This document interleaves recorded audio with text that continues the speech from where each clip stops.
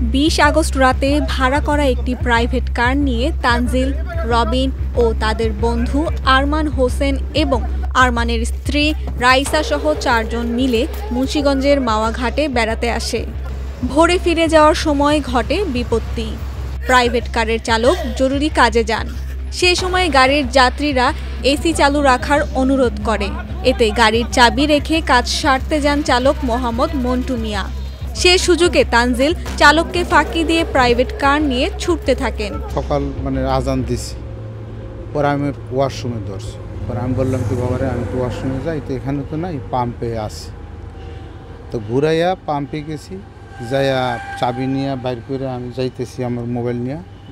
ওরা বললো এসিটা ছাইড়ে দেন, আমরা একটু এসি তলে থাকি।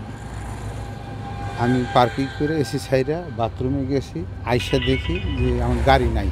গাড়িটি 16 ঘর যাত্রী ছাউনির সামনে পৌঁছালে অদক্ষ চালক সড়ক বিভাজকের সঙ্গে সজোরে ধাক্কা দেয়।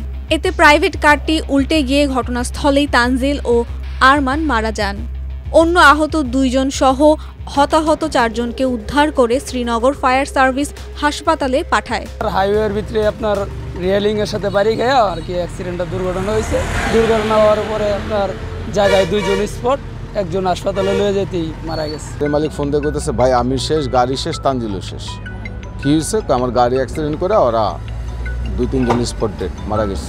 সকাল 6:30টার দিকে 4 জনকে শ্রীনগর উপজেলা স্বাস্থ্য কমপ্লেক্সে নিয়ে গেলে রাইসাকেও মৃত ঘোষণা করেন চিকিৎসক।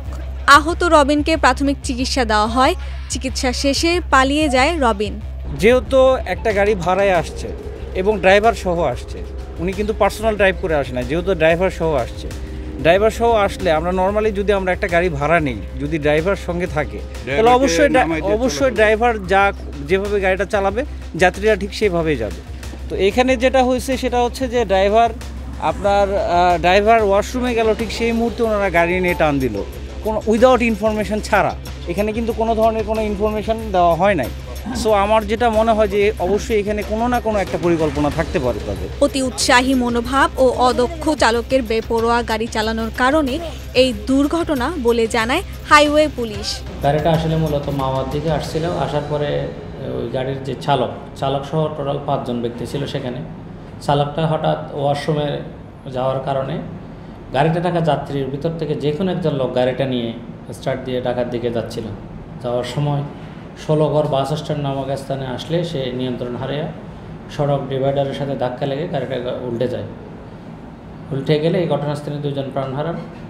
আহত 2 জন ব্যক্তিকে উদ্ধার করে আমরা নিকটবর্তী শ্রীনগর হাসপাতালে নিয়ে যাই। সেখানে নেওয়ার পরে